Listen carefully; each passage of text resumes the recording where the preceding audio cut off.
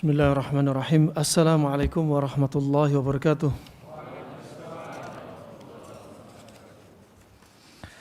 Alhamdulillah ala ihsani wa syukru lahu ala taufiqihi wa amtinani wa asyhadu an la ilaha illallah wahdahu la syarika lah ta'ziman li sya'nih wa asyhadu anna Muhammadan abduhu wa rasuluhu ad-da'i ila ridwanih. Amma ba'd.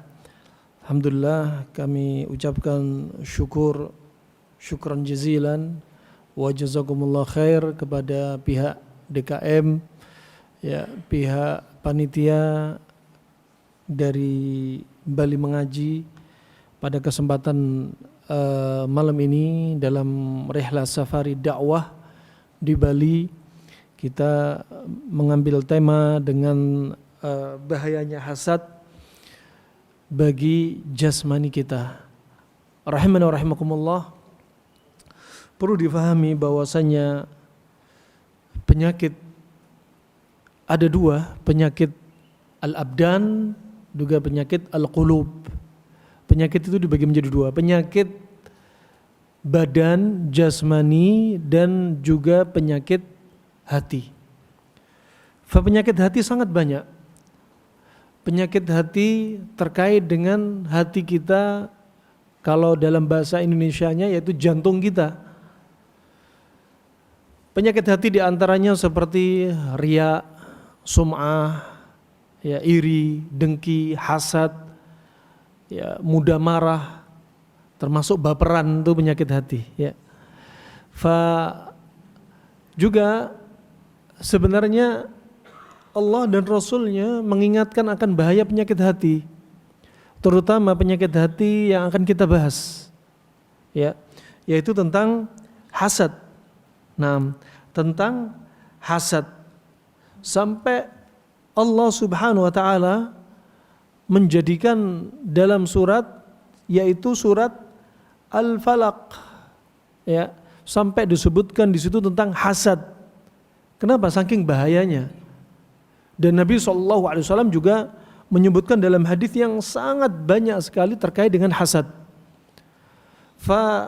Hasad ini termasuk penyakit hati yang artinya jantung, ya, bukan hati yang artinya liver, tapi maksudnya hati di sini adalah jantung kita. Nah, Allah Subhanahu wa taala melalui lisannya Nabi SAW telah mengingatkan dari sahabat An-Nu'man bin Bashir dalam hadis yang diriwayatkan oleh Imam Bukhari dan Imam Muslim, bahwasanya dalam sabdanya, ala wa inna fil jasadi mudghah idza salahat salahat jasadu kulluh wa idza fasadat fasada al jasadu kulluh. Naam, ala wa hiya al qalb. Kata Nabi SAW, ya, sesungguhnya, dan perlu diketahui bahwasanya sesungguhnya dalam jasad atau tubuh kita ini itu ada gumpalan, ya, gumpalan daging, ya, ada gumpalan daging. Kalau alaqah itu gumpalan darah, kalau mudghah itu gumpalan daging. Jika gumpalan daging ini baik, maka akan baik semua jasad kita. Dan jikalau gumpalan daging ini rusak, maka rusaklah semua jasad kita. Ketahuilah bahwasanya gumpalan tersebut adalah jantung atau hati kita, ya. Maka rahimakumullah, penyakit hasad ini jika memenuhi jantung kita, memenuhi hati kita, maka akan merusak fisik kita, ya, akan merusak fisik kita. Makanya ada pepatah mengatakan iri tanda tak mampu, ya. Dan iri jika maknanya hasad, melihat karena hasad ini termasuk aduun ni'mah. Hasad ini kata Ibnu Qayyim termasuk musuhnya kenikmatan. Kalau ada saudara kita mendapat nikmat, ya, orang yang hatinya penuh dengan hasad ini, dia enggak tenang. Jazakallahu khair. Dia enggak tenang, ya. Pengen rasanya nikmat yang ada pada saudaranya itu hilang dari diri dia, ya, hilang dari diri dia. Makanya sebagaimana definisi hasad, ya, definisi hasad adalah ay yatamanna zawalan ni'am min indi akhi, ya, yaitu apa? Angan-angan agar nikmat yang ada pada saudaranya itu hilang. Inilah hasad. Ya, hilang kenikmatan dari saudaranya. Saudaranya Masya Allah punya istri lebih cantik daripada dia. Hasad, iri. Saudaranya punya mobil, Masya Allah dia gak punya mobil, iri. Saudaranya punya pekerjaan yang menurut dia lebih nyaman daripada dia, iri. Saudaranya punya rumah lebih bagus daripada dia, iri. Hati itu dipenuhi dengan apa? Iri. Memang gak mampu dia. Dan sebenarnya kenikmatan yang ada pada saudaranya itu adalah fadilah dari Allah Subhanahu wa taala. Dzalika fadlullah yu'tihi man yasha. Itu kelebihan Allah berikan kepada dia. Dan dia enggak mampu karena enggak ada pada dia nikmat seperti yang ada pada saudaranya. Dipenuhi hati ini dengan hasad. Ya, iri. Ya, maka saat itu hati dia menggelegar terus. Panas, semakin panas hatinya atau jantung ini panas. Jantung itu sudah disifati seperti api. Ya. Ditambah hasad dia, tambah membara apinya. Maka saat itu apa yang terjadi? Dia akan dimakan api panasnya jantung. Ya. Akan merembet kemana-mana. Livernya kena, ginjalnya kena, semua organ kena, paru-parunya juga kena. Gara-gara apa? Api yang terlalu membara dalam jantung dia. Ya, rusak jantung dia, merusak jasad dia. Akhirnya apa yang terjadi? Tensi naik. Coba bayangin. Asam lambung naik. Sulit tidur, insomnia. Bayangin, subhanallah. Sering pipis karena dia stres, enggak bisa seperti saudara kenikmatan yang ada pada saudaranya. Ya. Kemudian belum lagi matanya mulai kabur. Ya. Kemudian mulai lagi telinganya berdenging.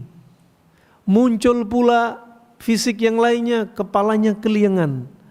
Muncul fisik lainnya, tangannya tremor, bergetar, Parkinson. Subhanallah. Ternyata penyakit hati ini membawa dampak fisik. Maka move on lah dari penyakit hati. Kalau Anda tipe orang suka marah, move on dari rasa marah. Ya, tahan dia. Ya. Laisa syadid bisar'a walakin asyadid liman yamlik nafsah ailil ghadab.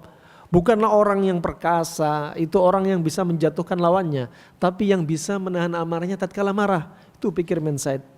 Ya, ketika ada baperan diajak ngobrol ngambek dikit. Udahlah, ente cepet tua kalau ente jadi orang baperan. Ya.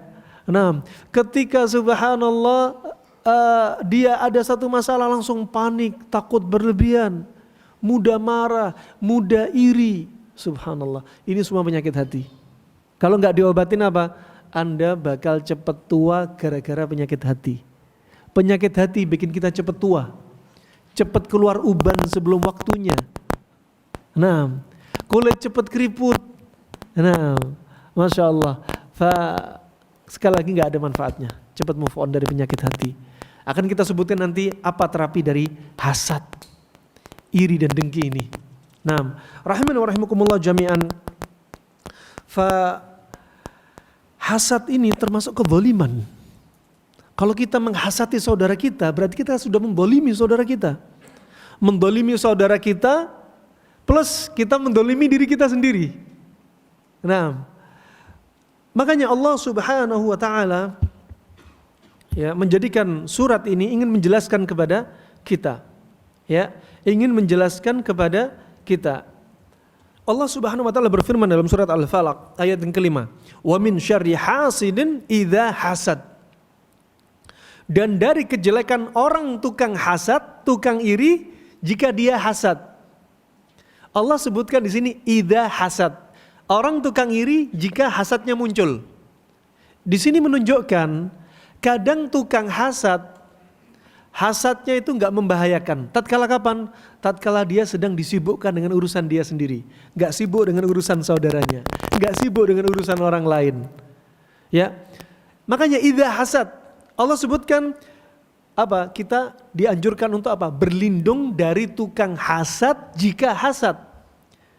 Karena ada tukang hasad, dia enggak sedang hasad. Hasadnya, hatinya sedang dingin-dinginnya. Ya, kenapa? Karena disibukkan dengan urusan pribadi diri dia. Gak disibukkan dengan urusan saudaranya. Pas dia ingat dengan hobi dia, hasad dia, saat itu bahaya hasadnya. Makanya berlindung kepada Allah dari orang-orang yang hasad ini. Nah, rahimani wa rahimakumullah jami'an. Maklum bahwasanya hasad, tukang hasad tidaklah dijuluki tukang hasad kecuali jika hasadnya dia yatahaqqaq, yatawaqqa. Sebagaimana apa? Orang tukang hasad baru dijuluki tukang hasad kalau menimbulkan dampak.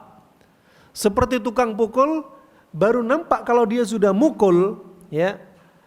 Seperti orang yang suka mencela memaki, nggak nampak, baru nampak efeknya kalau keluar ucapan dia, celaan makin dia. Begitu pula tukang hasad, ya. Begitu pula tukang hasad. Apalagi jika ada orang memang hobinya hobi hasad, ya, hobinya hobi hasad. Jika hobinya hobi hasad, kemudian apa yang terjadi? Akan muncul di dalam jantung dia narul hasad, api hasad yang semakin membara di dalam hatinya. Kemudian saat itu ketika api hasad membara, kemudian apa? Tatakayaf. Terjadilah proses infial. Proses hasad ini akan apa? Akan terus dalam hatinya digolong, diproses, ya. Butuh waktu sekian lama sampai akhirnya hasad ini akan menimbulkan racun dalam jantung dia, hati dia. Dan racun ini kalau diproses dalam jantung, kemudian dinaikkan ke mata, kemudian mata ini dilemparkan kepada orang yang akan jadi sasaran hasad dia, jadilah penyakit ain. Pandangannya berbahaya. Ya, pandangan dia apa? Sampai disebutkan Ibnu Qayyim, gak cukup untuk kita bahas. Bahayanya apa? Pandangan mata yang muncul dari tukang hasad. Bahkan bisa membunuh orang yang dilihat. Coba bayangin, membahayakan diri sendiri, membahayakan orang lain. Nah, orang lain bahkan bisa apa? Jadi celaka. Bukan hanya makhluk hidup, benda mati juga terdampak. Orang yang punya hasad melihat mobil tetangganya mewah, pandangan mata ini bisa merusak mobil dia. Ajib. Ya, pandangan ini bisa merusak benda mati. Ya, makanya hati-hati, jangan jadi tukang hasad. Ya, iri tanda tak mampu itu membahaya. Mending syukuri apa yang ada. Jangan ikuti alurnya hasad. Ya, karena hasad bisa membunuh orang yang dilihat dari objek ini. Sampai Nabi SAW mengingatkan dalam hadis yang sahih, riwayat Tirmidzi dan yang selainnya, ya. Kata Nabi SAW, "Na'am, falau kana syai'un yasbiku al-qadha lasabaqathu al-ain." Dalam riwayat Al-Qadar, seandainya ada sesuatu yang bisa mendahului qadha, bisa mendahului al-qadar, niscaya pandangan mata tukang hasad yang menyebabkan penyakit ain itu, ya, lebih bisa mendahului takdir. Tapi seandainya ada. Ini menunjukkan apa hadis ini? Menunjukkan apa? Saking bahayanya pandangan mata tukang hasad. Ajib. Ya. Bahkan disebutkan Ibnu Qayyim, pandangan mata tukang hasad bukan hanya mencelakakan benda mati, makhluk hidup, bahkan bisa mencelakakan dirinya sendiri. Nah, ajib. Saking bahayanya pandangan mata ini. Fa ini rahimakumullah jami'an. Bahkan disebutkan dalam kisah nyata, bahwasanya ada seseorang tukang hasad melihat kaca, ya, pandangan mata dia di kaca ternyata balik ke dia sendiri. Nah, pandangan hasad tersebut, ya, pandangan ain disertai hasad itu bisa menyerang diri sendiri. Nas'allahu al-afiyah. Fa ini rahmani wa rahimakumullah jami'an. Fa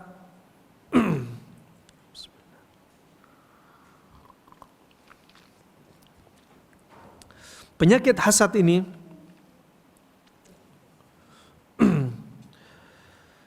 sering diiringi dengan kasus penyakit ain.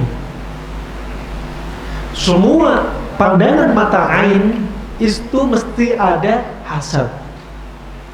Tetapi orang yang punya hasad belum tentu dia melempar ain. Belum tentu dia melempar ain. Kalau kita lihat di sana ada perbedaan dan persamaan antara ain dan antara hasad. Antara ain dan antara hasad. Al-hasad, keduanya ini adalah termasuk perbuatan zalim. Perbuatan kezaliman kepada kaum muslimin.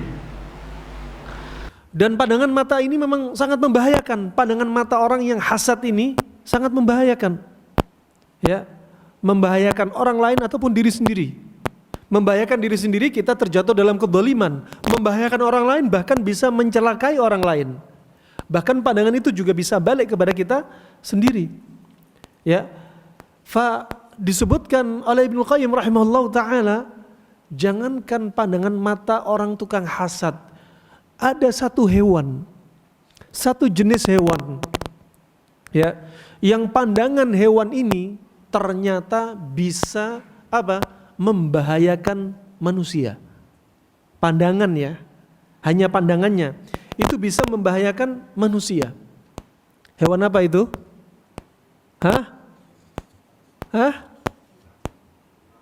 Ular.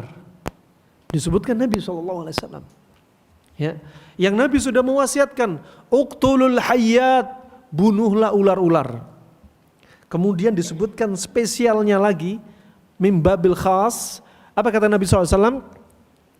Waqtulu dzatufyatain wal abtar, fa innahuma yutmisani al-basar wa yusqitani al-hubla.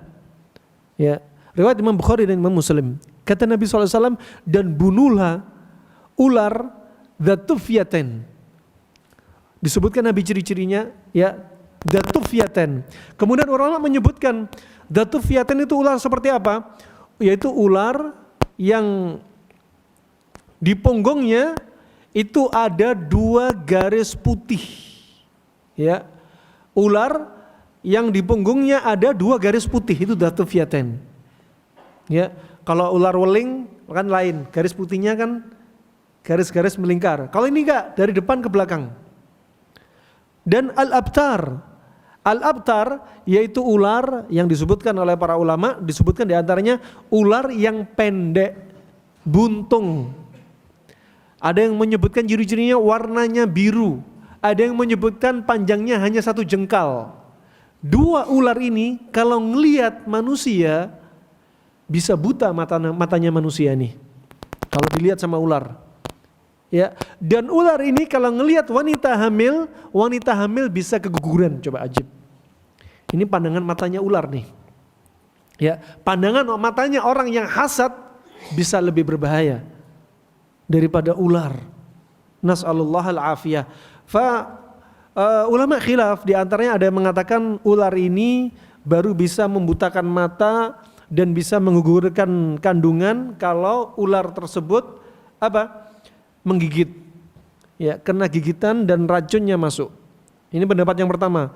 Pendapat yang kedua, ya, bahwasanya ular ini membahayakan. Kenapa? Karena orang yang melihat ular ini langsung ketakutan, sehingga rasa takut tersebut bisa membutakan mata dan bisa menggugurkan janin. Dan pendapat yang ketiga adalah bimujarrad, ya, dengan hanya melihat, matanya ular hanya melihat saja langsung bisa keguguran dan orang yang melihat langsung bisa buta. Nah, dan pendapat yang ketiga inilah yang paling benar. Tanpa dia menggigit, hanya melihat saja sudah bisa membahayakan apa yang dilihatnya. Fa ini rahimakumullah jami'an. Orang yang suka hasad ini hanya melihat saja bisa membahayakan. Naam, bisa membahayakan tanpa dia harus memukul, tanpa dia harus bikin makar, ya, yang dilihat benda mati atau makhluk hidup bisa celaka. Fa nas'alullahal afiyah.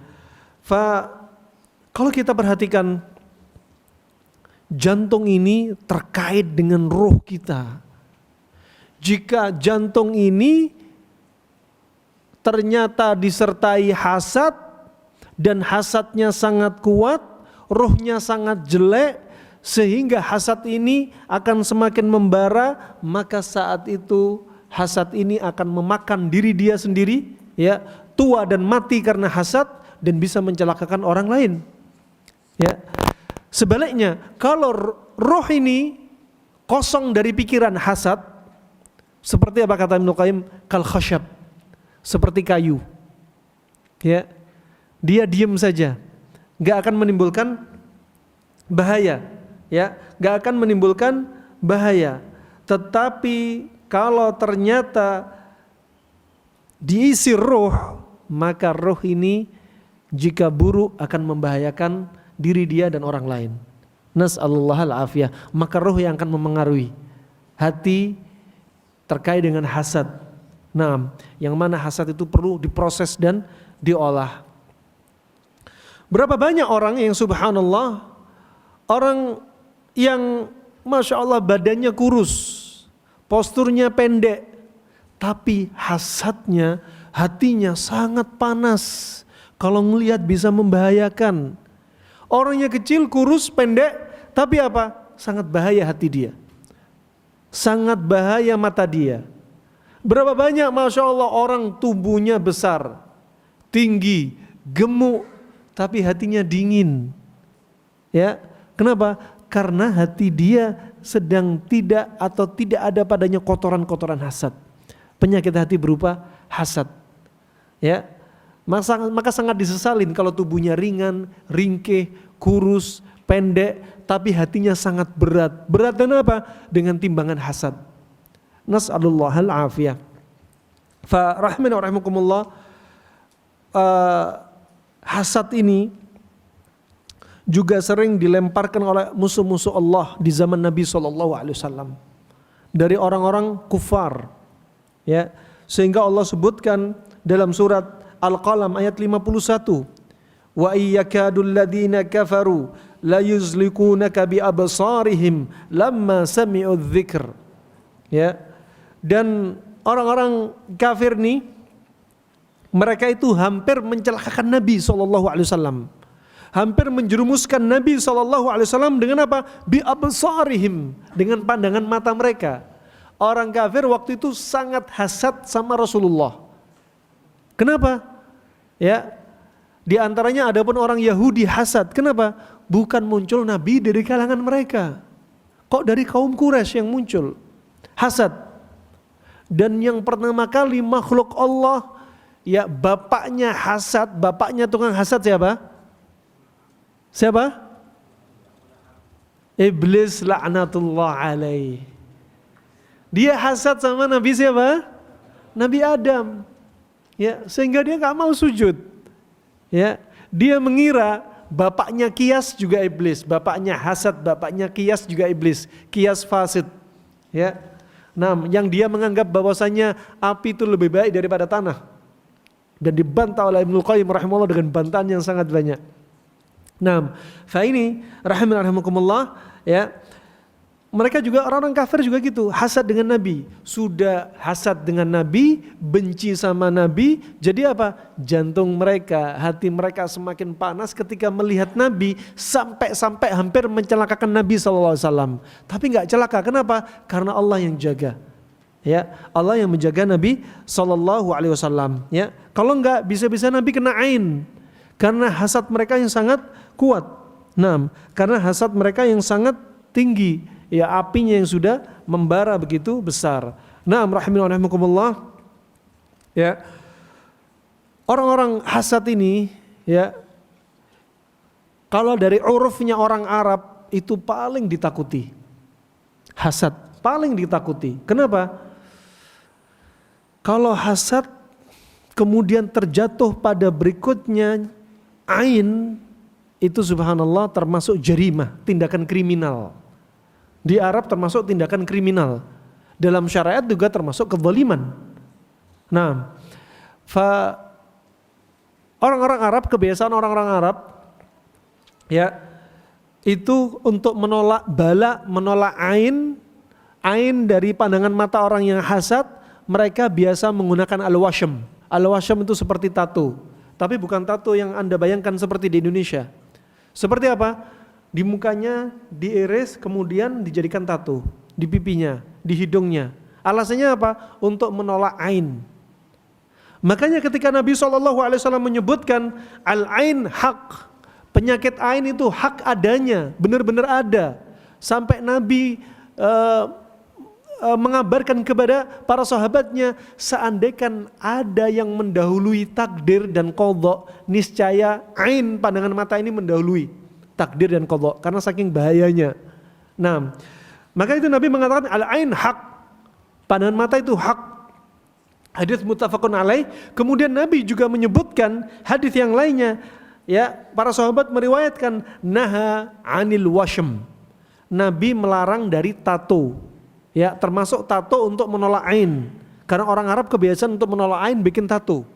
Nah, ini menunjukkan apa? Mereka ketakutan dengan ain. Makanya hati antum kalau berangkat umroh, ya, antum atau istri antum yang suka selfie, ya, di Masjidil Haram Mekki atau Madinah, ya, kalau lihat ada anaknya orang Arab cakep, jangan coba-coba selfie sama mereka, anaknya orang Arab. Ya, ini pernah kejadian dari teman-teman travel. Apa yang terjadi?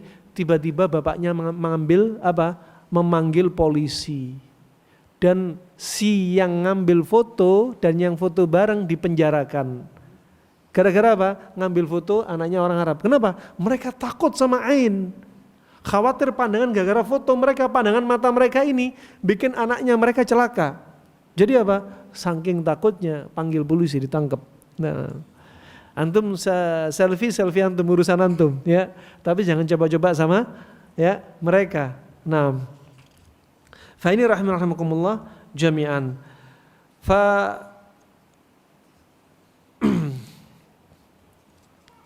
Ibnu Qayyim membagi hasad itu menjadi 3.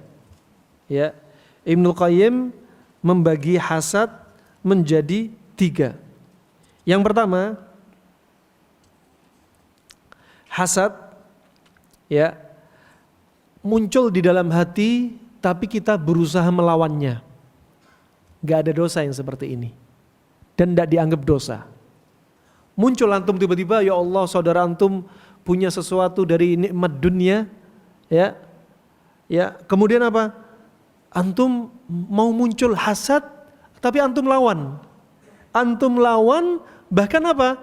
Antum doakan keberkahan pada orang yang dapat nikmat dunia, antum doakan keselamatan untuk dia, ya, kebaikan untuk dia yang semakin bertambah, ya, maka apa? Antum nggak ada dosa. Makanya kalau antum melihat saudara antum dapat nikmat, doakan kebaikan untuk dia, keberkahan untuk dia. Ya, masya Allah, dapat mobil baru, doakan keberkahan. Masya Allah, barakallahu fiha. Doakan apa? Keberkahan pada sayyarah, mobilnya dia yang baru. Doakan semacam ini. Yubarikallahu fik wa fiha, misalkan. Semoga Allah berikan keberkahan pada kamu dan pada mobil kamu. Itu penting, ya. Ingat ya, kalau melihat sesuatu yang Anda takjub dengan pandangan mata Anda, biar pandangan mata Anda enggak menimbulkan malapetaka, doakan keberkahan. Apa tadi? Masya Allah, yubarakallahu fik, barakallahu fik. Jangan Masya Allah, tabarakallah. Ya, karena lafaz sebutkan para ulama, tabarakallah, kita itu memuji Allah, ya, mengagungkan Allah Subhanahu wa taala. Dan tabarak adalah lafaz khusus untuk Allah. Berarti kita hanya memuji Allah, enggak mendoakan keberkahan kepada apa yang kita lihat. Karena apa? Tabarakallah termasuk fi'il lazim, hanya untuk Allah. Adapun barakallahu fik, yubarikallahu alaik termasuk fi'il muta'addi. Ya, berarti kalau antum bacakan barakallahu fik wa fi sayyaratik, semoga Allah jadikan keberkahan, semoga Allah jadikan keberkahan untuk kamu dan mobil kamu. Nah, biar pandangan mata kita enggak menimbulkan malapetaka. Ya, ada yang berpendapat Masya Allah tabarakallah juga bisa menolak ain. Tapi kalau dari sisi bahasa yang paling benar adalah yubarikallahu fik. Karena Masya Allah tabarakallah memuji Allah sebenarnya. Antum melihat gunung, Masya Allah tabarakallah. Ya. Kenapa? Antum melihat gunung memuji Allah Subhanahu wa taala dan pandangan mata antum enggak akan merusak gunung. Enggak akan menghancurkan gunung. Kenapa? Hasad antum enggak hasad sama gunung, ngapain hasad sama gunung? Nah, demikian rahimakumullah yang disebutkan oleh Ibnu Qayyim. Fa ini rahimakumullah. Ini yang pertama. Yang kedua adalah hasad yang apa? Tamanni istishab adamin nikmah. Menginginkan kenikmatan yang ada pada saudaranya itu hilang, sirna. Ini yang tercela, ini yang dosa. Ya, ini yang dosa. Dan yang ketiga adalah apa? Hasad yang terpuji, ghibtah. Ya. Ghibtah ini rata-rata hasad yang dalam apa? Dalam urusan agama, urusan akhirat. Enggak mengapa antum lihat saudara antum di saf yang pertama terus. Akhirnya apa? Antum kepingin juga saf pertama. Saudara antum Masya Allah hafal Al-Quran, Masya Allah. Ya, ngafal Al-Quran antara adzan dan iqamah. Antum kepingin, ya sudah hafal Al-Quran juga. Makanya Allah Subhanahu wa taala berfirman, "Wa fi dzalika falyatanafasil mutanafisun." Artinya apa? Berlomba-lomba. Iri yang akhirnya apa? Menyebabkan kita berlomba-lomba. Nah, barakallahu fikum. Antum jangan sampai ketika ada orang di saf pertama, kemudian antum ada dapat sahabat karib atau tamu di belakang antum. Fadl, antum yang depan saja. Ya, oh jangan. Urusan akhirat, ya, jangan sungkan-sungkanan. Antum paling depan. Ya, jangan gara-gara teman akar antum depan aja. Fadl. Ana belakang saf 2. Jangan. Lomba-lomba. Ya, berlomba-lomba. Nah, makanya apa? Nabi bersabda, "Innallaha wa malaikatahu yusalluna 'ala man fi sufufil awwal." Atau ula. Ya, sesungguhnya Allah dan para malaikat memuji siapa-siapa yang ada di saf awal. Ya rebutan dong. Gitu. Barakallahu fikum. Fa ini rahimakumullah jami'an. Hasad ini barakallahu fikum kadang ada was-was, kadang ada hasad. Ya. Dan was-was itu termasuk apa? Tugasnya setan yang khusus dari kalangan jin. Was-was ini termasuk tugasnya setan dari kalangan jin. Ketika antum lalai, diseranglah dengan was-was. Ketika antum sedang sibuk ibadah, gak lalai sama Allah, jadilah dia khannas. Ini tugasnya setan. Bedanya was-was sama khannas. Dan adapun hasad, itu termasuk tugasnya setan dari kalangan manusia. Ya, hasad termasuk apa? Tugas setan dari kalangan manusia. Ya, karena ada syaitanul ins sama syaitanul jin. Nah, barakallahu fikum. Berikutnya rahimakumullah. Ya, ada terapi untuk mengobati hasad. Sebenarnya ada terapi apa? Terapi untuk orang yang hasad biar sembuh penyakit hasadnya ada. Ada 10 terapi disebutkan Ibnu Qayyim. Tapi mungkin gak cukup di pertemuan kita kali ini. Adapun sekarang kita sebutkan terapi untuk diri kita sendiri. Biar kita gak jadi tukang hasad. Ya. Jadi ada 2 terapi ya. Terapi untuk ngobatin kita sendiri. Yang kedua, terapi biar orang yang hasad gak membahayakan diri kita. Nah, semoga jika ada waktu kita bahas. Pertama, terapi untuk diri kita sendiri. Biar kita gak jadi tukang hasad. Ya, pertama, hadis Nabi SAW. Tadi apa? Hasad termasuk penyakit fisik atau penyakit hati? Penyakit hati. Penyakit hati semacam hasad ini gak bisa diobatin pakai temulawak. Ya. Gak bisa diobatin pakai madu. Ya, mau madu asli ataupun madu murni. Ya kan? Gak bisa diobatin dengan hepatoprotektor, gak bisa. Ya, tapi diobatin dengan cara-cara yang diajarin Nabi. 1, sebagaimana disebutkan Nabi SAW, ya, as-sawm, ya,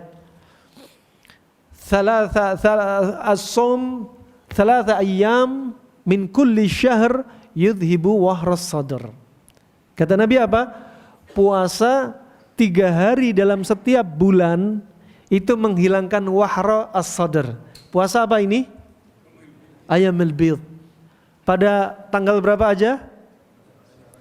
13, 14, 15 bulan Hijriah. Ya.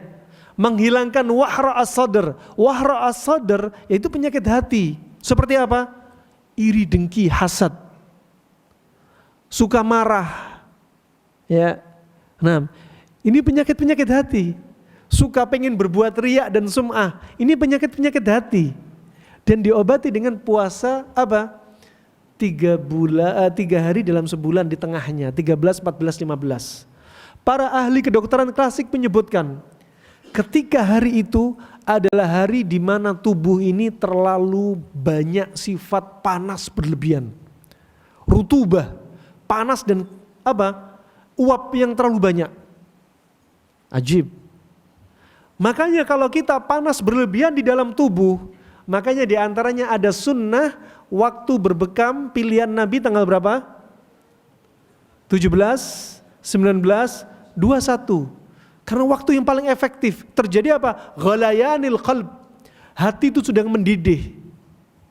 Makanya, Masya Allah, puasa yang terus-menerus ini seperti puasa ayyamid dahr, seperti puasa terus-menerus. Dan puasa ini menghilangkan penyakit hati, termasuk hasad, mudah marah. Nah, ini apa? Puasa itu apa? Kita dicegah dari makanan. Tidak apa? Agar kita menahan emosi. Agar kita tidak melampiaskan syahwat kita. Dan ini hakikatnya apa? Untuk menghilangkan panas kita. Karena kalau kita kebanyakan makan terus, panas akan makin bertambah. Makanya puasa, ini ajib, coba. Dalam 1 pekan ada puasa di tengah-tengah 1 pekan. Puasa apa? Senin Kemis itu tengah-tengah antara 1 pekan. Dalam 1 bulan di tengah-tengah ada puasa. Puasa apa? Masya Allah. Dan dalam 1 tahun walaupun bukan pas di tengah, Allah wajibkan dalam 1 tahun puasa apa?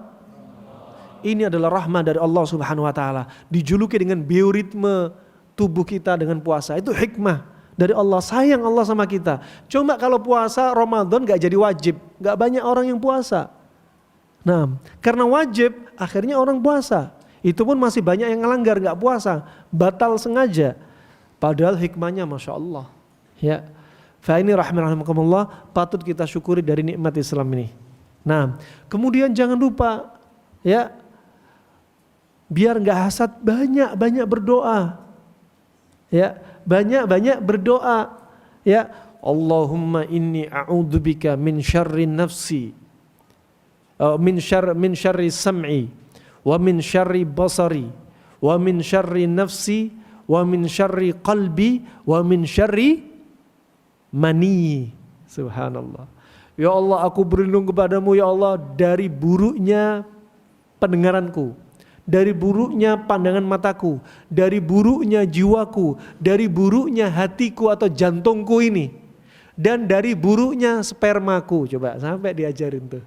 Nah, wah ini ajib ya, bimbingan dari Nabi SAW. Ya, juga demikian apa? Sering-sering pegang kepala apa? Anak yatim, ya apa? Untuk melunakkan hati kita, untuk melunakkan hati kita. Apalagi ciri-ciri hati yang keras, dia nggak pernah nangis. Ya, kalau dengar firman Allah, ya nggak bergetar hati dia. Nah, ini hati-hati yang perlu apa? Perlu hati-hati. Nah, untuk diwaspadai, dikoreksi diri dia. Barakallahu fikum. Ini terapi dari diri kita agar kita nggak menjadi hasad nih seperti tadi. Dan dampak hasad bagi jasmani kita, hati-hati. Ya, kita akan dimakan sama sifat hasad kita. Antum melihat orang yang suka hasad, lihat tensinya naik. Dia nggak tenang dengan diri dia. Kenapa? Melihat apa? Saudaranya seneng, nggak tenang. Ya, kemudian apa? Sakit mah, mikir saudaranya nikmat, dia nggak di atas kenikmatan yang menurut dia nggak nikmat. Sakit mah, coba bayangin. Kemudian apa? Sering pipis, tanda-tanda dia stres. Gara-gara apa? Gara-gara hasadnya dia. Ya. Kemudian apa? Telinga berdenging, kepala keliengan, mata mulai kabur, tangan tremor. Ini karena hasad dia. Ya, api dari jantung dia dibakar. Ya, api dari ginjal dia dibakar. Semua dibakar. Akhirnya apa? Cepat tua, umur dia cepat pendek. Kemakan apa? Kemakan hasad. Ya, la khaira fih. Gak ada kebaikan pada hasad. Cepat move on. Kalau muncul hasad, cepat move on. Buang tuh rasa hasad. Nah, rahimakumullah, akhirnya apa? Kalau semua ini api dibuang, ya, pemanasan tubuh dibuang, jantung dibuang, ginjal dibuang, apa yang terjadi kira-kira? Lihat, ini kulit betul-betul keriput. Uban keluar sebelum masa tua dia. Nah, ya, uban keluar sebelum masa tua dia. Muncul penyakit, bahkan termasuk kencing manis muncul gara-gara hasadnya dia. Digerogotin tubuh dia. Ya, digerogotin tubuh dia. Namanya ajib, ya. Dampaknya sampai sedemikian parah, ya. Maka solusinya cepat move on. Sekarang, ya, kita sebutkan beberapa terapi kalau ada orang hasad sama kita, ini terapinya. Ya, disebutkan Ibnu Qayyim dalam Bada'i, ya. Di antara terapi pertama, kalau ada orang hasad sama kita, apa? Kembali sama Allah. Ta'awud. Agar Allah lindungi kita, ya. Agar Allah lindungi kita, biar kita enggak kena hasadnya dia. Ta'awud. Ya. Makanya min syarri hasidin idza hasad. Berlindung kepada Allah Subhanahu wa taala. Yang kedua, ya, rangkumannya ini. Yang kedua adalah takwa kepada Allah Subhanahu wa taala. Ya. Semakin naikkan takwa kita kalau ada orang hasad sama kita. Ya, makanya Allah berfirman, ya, di antaranya wa in tasbiru wa tattaqu la yadurrukum kaiduhum syai'a. Ya, kalau kalian sabar, kalian bertakwa sama Allah, tidak akan membahayakan malapetaka atau makarnya mereka, ya, tidak akan membahayakan sedikit pun. Makanya bertakwa sama Allah. Orang hasad mungkin menyiapkan makar. Ya, gara-gara hasad dia mulai menyiapkan, ya, makar-makar untuk menghilangkan nikmat yang ada pada diri kita. Makanya solusinya apa tadi? Ta'awud, kemudian apa? Bertakwa kepada Allah Subhanahu wa taala. Yang ketiga, terapi yang ketiga adalah sabar dengan musuh kita. Ya. Dan jangan lawan hasadnya dia. Ya, dan jangan berkeluh kesah dengan hasadnya dia. Sabar, diem. Ya, makanya tadi apa? Disebutkan Allah Subhanahu wa taala apa? Wa in tasbiru wa tattaqu. Yang kedua tadi takwa, kemudian sabar. Enggak usah berkeluh kesah. Ya. Biarkan urusan dia sama Allah Subhanahu wa taala. Yang keempat, ya. Yang keempat adalah bertawakal. Ketika ada orang hasad, tawakal. Makanya Allah berfirman, "Wa may yatawakkal 'ala Allah fahuwa hasbuh." Barang siapa tawakal sama Allah, Allah sebagai pencukup dia. Cukup sudah. Nah, dia mau berbuat hasad kayak apa? Udah cukup. Nah. Kemudian yang kelima, faraghul qalbi min ishtighali bihi wal fikr bihi. Adalah apa? Mengosongkan pikiran kita, hati kita, apa? Dari sibuknya membahas hasatan dia. Udah, paling enak kelima ini pakai jurus EGP. Ya. Emang gue pikirin, mau hasad terserah kamu, mau jungkir balik terserah kamu. Ya, aku nggak pikirin. Nah, itu apa? Bikin hati kita tenang. Nggak disibukkan dengan pikiran hasatan dia. Kemudian yang keenam adalah iqbal 'ala Allah wal ikhlas lahu wa ja'ala mahabbatahu wal inaba ilaihi fi mahalli khawatir nafsi wa amaniha. Nah, yaitu apa? Kita sibukkan diri kita kepada Allah Subhanahu wa taala, menghadap Allah, zikir kepada Allah, ikhlas dengan hasatan dia, ya, dan menjadikan apa? kita semakin cinta sama Allah, ya, ridha dengan hasatan Dia, ya, dan kita banyak bertobat kepada Allah Subhanahu wa taala, sehingga apa? Hal ini merupakan apa? Khawatir nafsi. Sehingga apa? Yang kita pikirkan apa? Selalu ingin dekat sama Allah, menghadap Allah, mendekat diri kepada Allah Subhanahu wa taala, enggak ngurus hasatan dia. Nah, kemudian yang ketujuh, tajridut taubah ilallah minadz-dzunub. Yang ketujuh adalah mengosongkan atau memurnikan taubat kepada Allah dari apa? Dari semua dosa. Apa?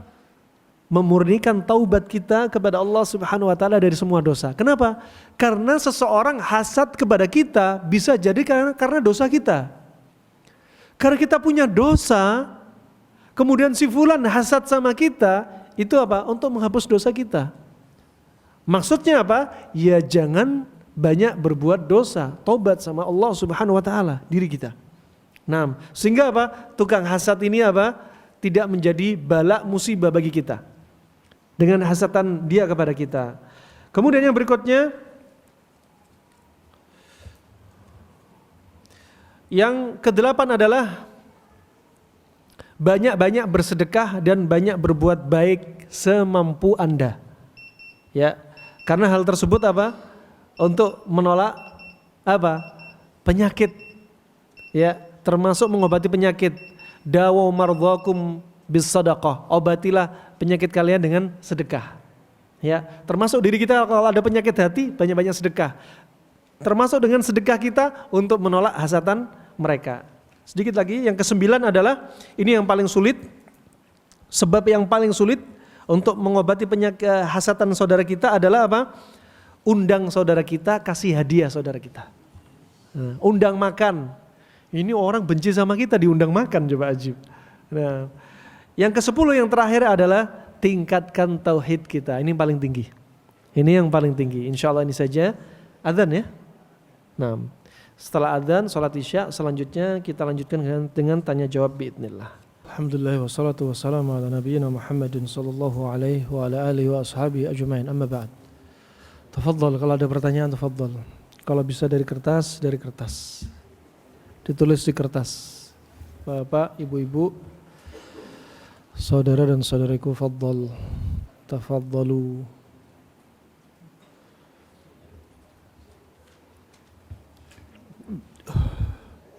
Sambil menunggu pertanyaan, Anda ingin bertanya?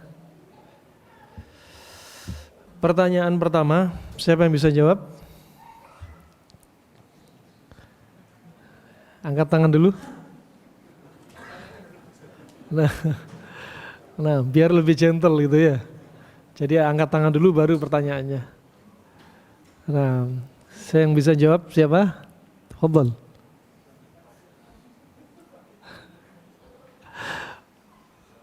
Tafadhal.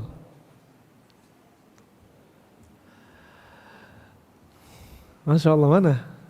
Hah? Ahsan. Barakallahu fikum.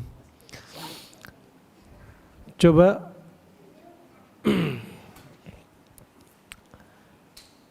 sebutkan 3 jenis hasad.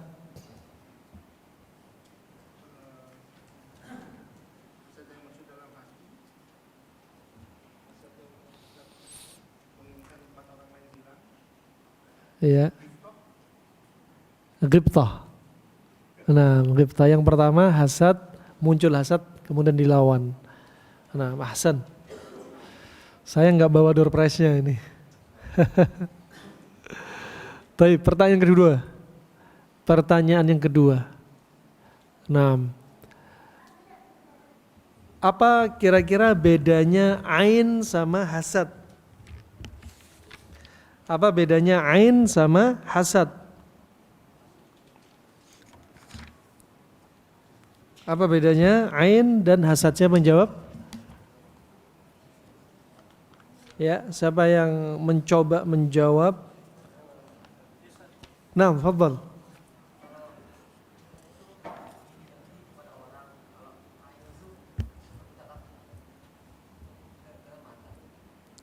Ya. Kalau ain biasanya melalui perantara mata. Kalau hasad Ya, dia dari hati, muncul dari hati. Dan setiap ain pasti ada dan tidak sebaliknya. Orang yang hasad belum tentu melempar ain. Ya. Kemudian perbedaan berikutnya bahwasanya al-ain itu lebih bahaya daripada hasad. Ini dari perbedaannya. Yang ketiga adalah bahwasanya masdarnya al-hasad, sumbernya al-hasad itu adalah tahriqul qalb wastiktharin ni'mah 'ala al-mahsud. Sumber timbulnya hasad adalah dari sisi subjeknya adalah apa? Hati dia yang membara, dipenuhi dengan hasad. Dari sisi objeknya, kenikmatan orang yang dihasati semakin bertambah. Ini sumbernya. Ya, sumbernya hasad.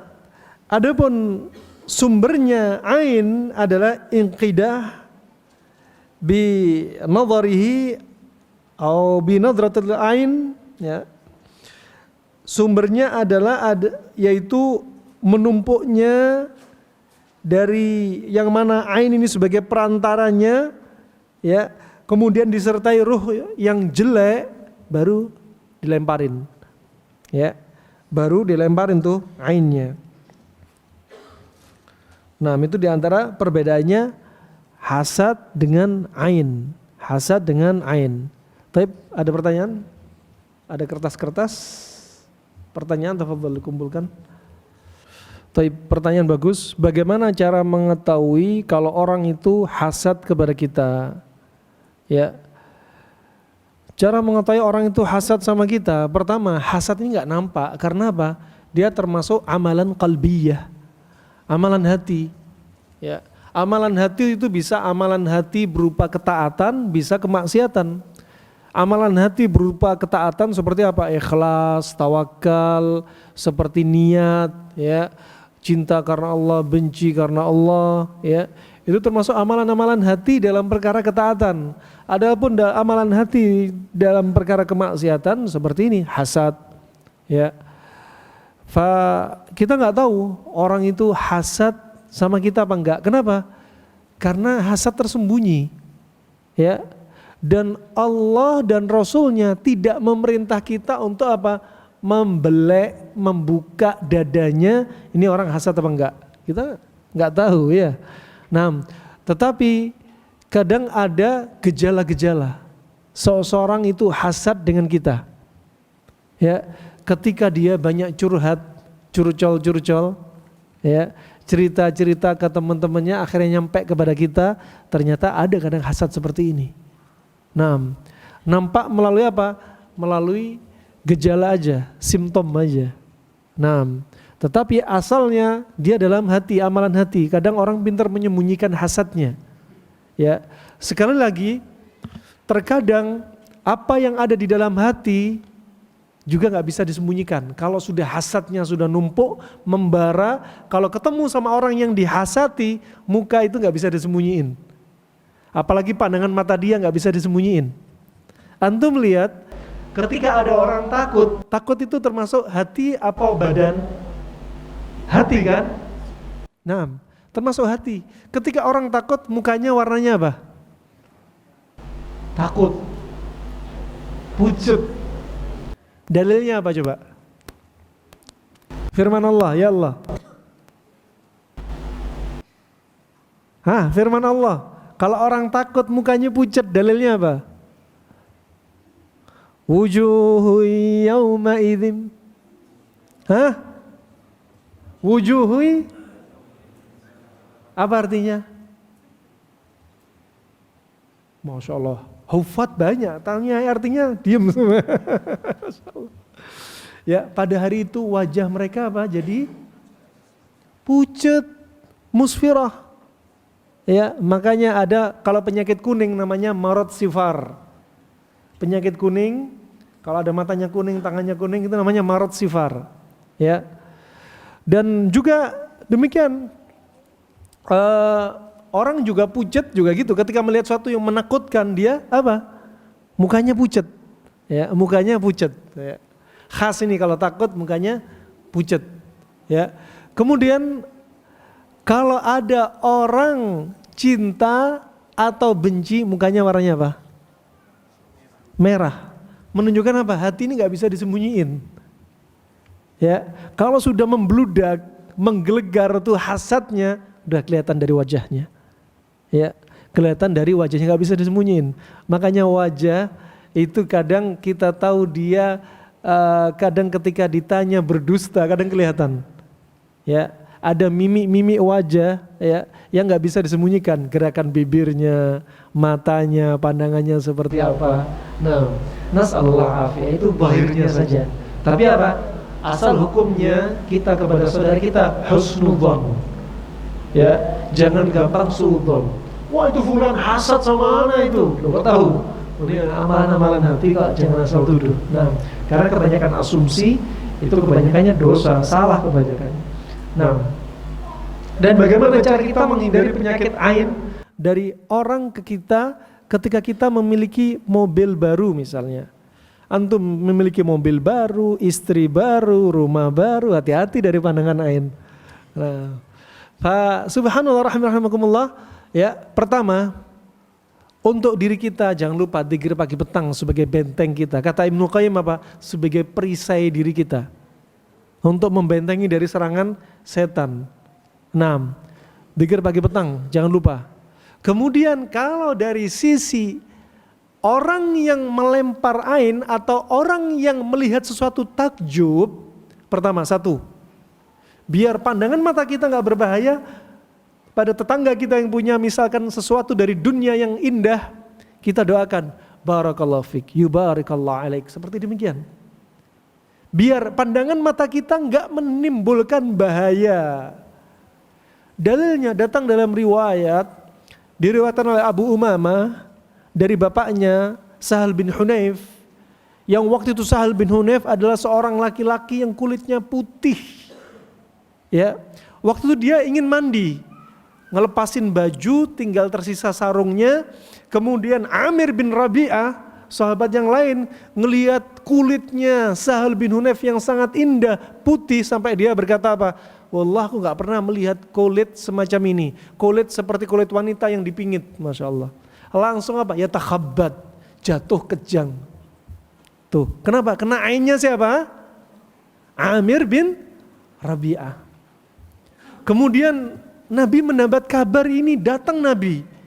Nabi marah. Alama yaktul ahadukum akhah. Atas dasar apa kalian, salah satu dari kalian membunuh saudaranya? Coba bayangin, ain bisa membunuh. Nah, atas dasar apa? Marah Nabi, menunjukkan ngelempar ain dengan hasadnya itu dosa.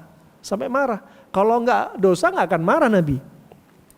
Kemudian kata Nabi SAW, ya, ala tubarik alaih, au barik alaih. Kata Nabi apa? Makanya kalau lagi ngelihat, doakan keberkahan, barik alaih. Doakan keberkahan untuk siapa?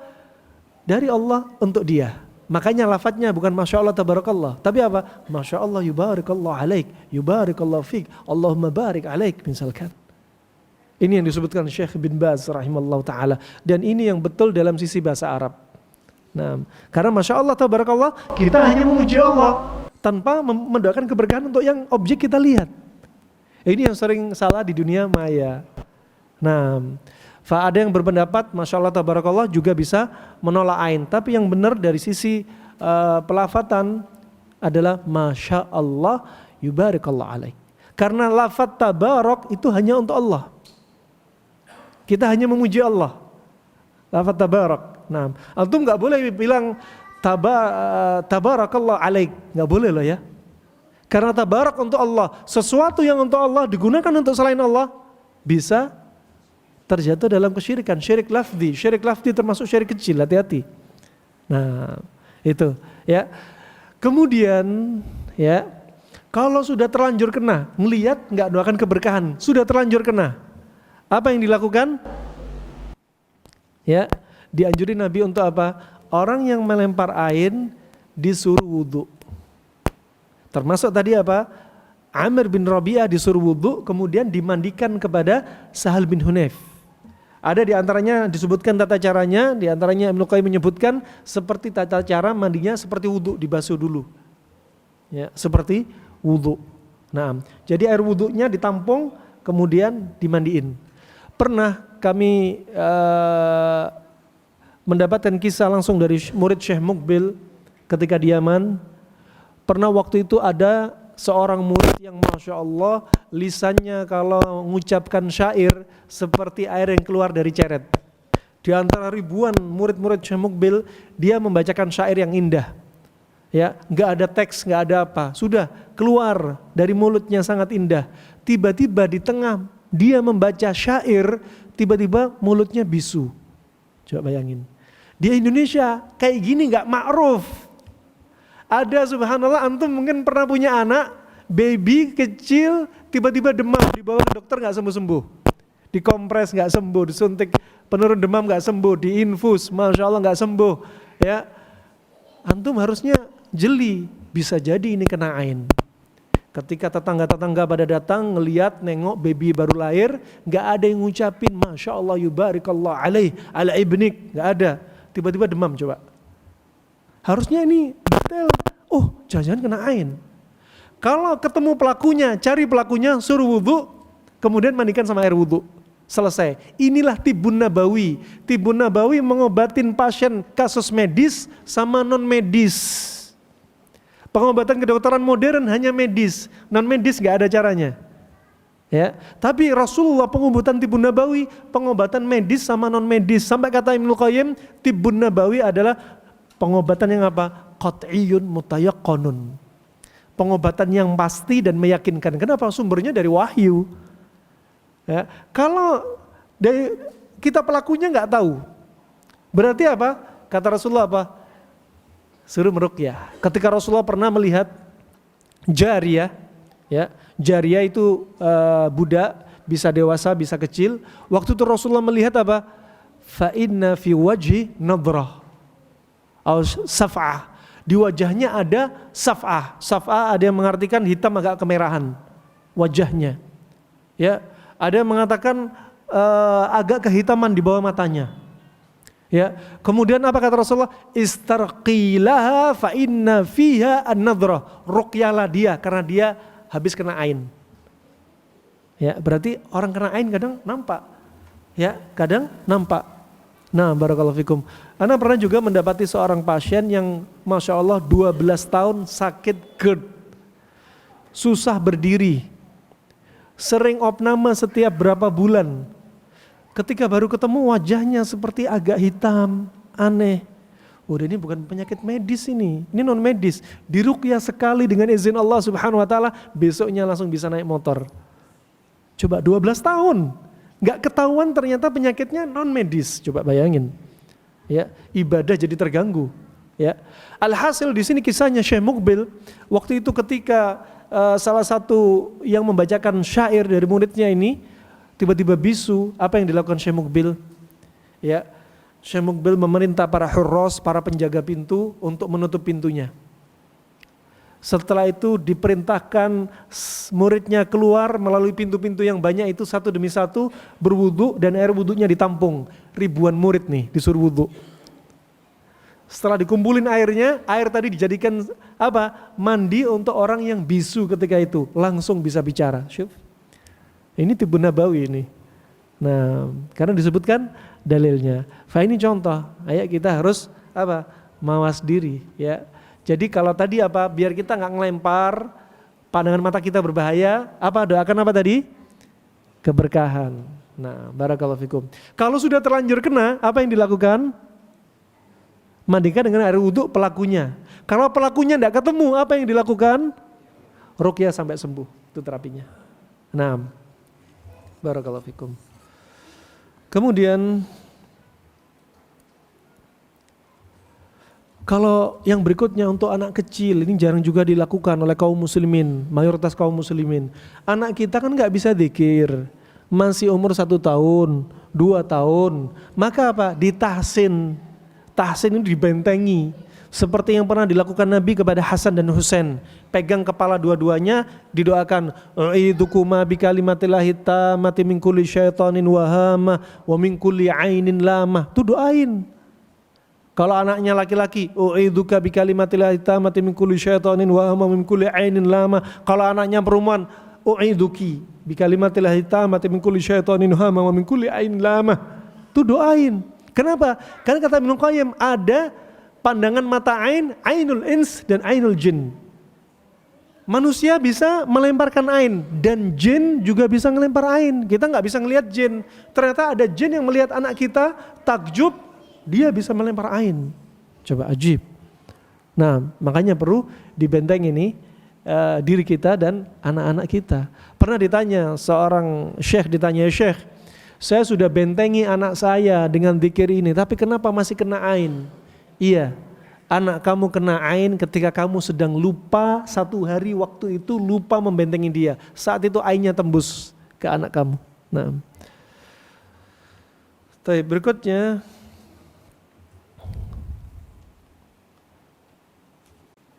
tadi di pembahasan sempat dibahas tentang mengenai stres karena faktor hasad. Jika stres karena tugas, bagaimana mengobati stres ini? Tugas apa? Tugas sebagai suami? Atau tugas PR? Tugas hafalan? Jangan dipaksa ya akhi. Kalau nggak mampu jangan dipaksa. Kalau antum hafalan dikejar target nggak mampu jangan dipaksa.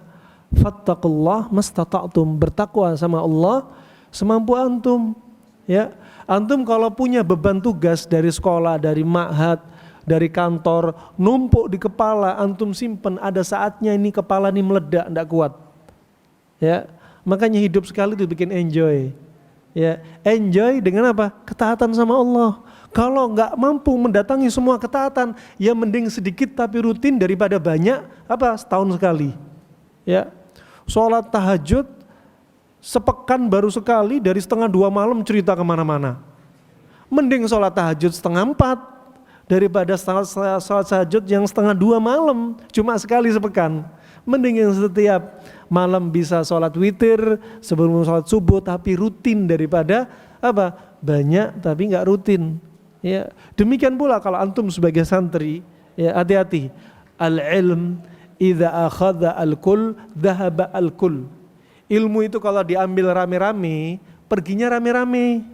Masuk telinga kanan, keluar telinga kanan, nggak sempat telinga kiri dah. Kebanyakan maklumat, kebanyakan beban nih otak ya.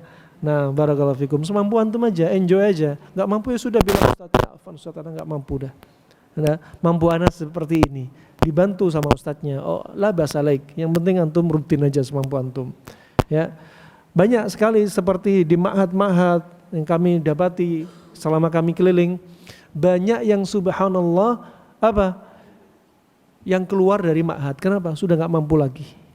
Ya, sudah merasa di luar beban kemampuan dia, udah nggak kuat. Ya, mending disesuaikan saya kemampuan. Wallahu a'lam bishawab. Antum kalau stres ya sholat.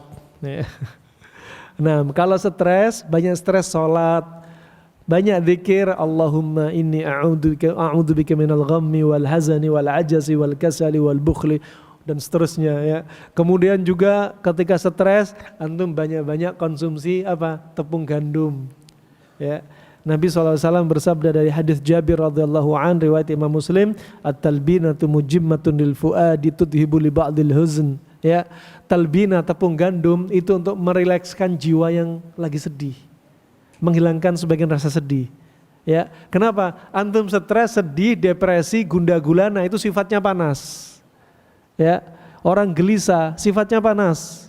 Tahu panas? Susah tidur, tensi naik, ya, gemeter, sering pipis, ini udah panas semua. Dikasih tepung gandum sifatnya dingin, mendinginkan antum. Lu bener tuh. Nah, kalau antum lagi stres, jangan konsumsi makanan yang panas-panas. Ya, karena stres sudah panas. Orang stres konsumsi kambing, tambah marahan. Ya. Nah, orang stres konsumsi labu kuning sebagai pendinginnya. Nah, wah itu. Nah, kemudian Doa kalau lagi sedih doa. Orang stres, orang sedih, coba antum kalau perhatikan doanya orang-orang sedih apa? Doanya kembali ke tauhid. Coba, Allahumma rahmataka arju wa la takilni ila nafsi tarfata ainin wa aslih li sya'ni kulla la ilaha illa ant. Ya Allah, rahmatmu aku harapkan ya Allah. Ya Allah, jangan biarkan diriku sendiri sekejap mata pun. Ya Allah, perbaikilah semua urusanku, diriku ini ya Allah. Ya Allah, gak ada Rabb yang berhak disembah kecuali Engkau. Coba, Allahu Rabbi la ilaha illahu. Coba kembali pada tauhid. Begitu pula ketika Nabi Yunus di dalam perutnya ikan paus. Gak ada jendela, gak ada cahaya, gak tahu dia ada di mana, ya gak tahu selamat apa enggak. Apa yang dia baca? Ya, apa? La ilaha illa anta subhanaka inni kuntu minadh dhalimin. Coba, merasa dirinya zalim dan kembali kepada Allah dengan apa? La ilaha illallah. Coba. Makanya banyak kalau tambah stres sedih, banyak la ilaha illallah. Lihat, kalau antum stres, kemudian antum semakin jauh dari Allah, antum banyak mikir, mojok, menyendiri, ada saatnya apa? Antum kemasukan jin Covid. Wallah, anak dapati dari pandemi ini, orang kena Covid sudah negatif, masih aja nggak move on dari Covid, padahal sudah negatif. Masih keliengan, sering pipis, takut berlebihan, ya. Nanti ini dulu, coba sini. Ruqyah, baru berapa menit, kenapa? Jin Covid yang berperan. Fa ini rahmatullah apa? Saat antum mikir, panik berlebihan, takut berlebihan, marah berlebihan, saat itu mereka punya andil. Termasuk hasad, mereka punya andil. Di mana antum ada lubang-lubang kelalaian, lubang-lubang maksiat, di situ setan bikin ikatan di dalam tubuh antum. Kalau ada orang suka melihat film porno, dibikin itu ikatan untuk lihat film porno, setan masuk dari situ. Kalau ada orang suka ngerokok, dibikin ikatan dari situ. Pengalaman kami sama teman-teman ahli ruqyah, orang yang ngerokok kita ruqyah dengan cara ruqyah mandiri. Setelah muntah ngefek, ya.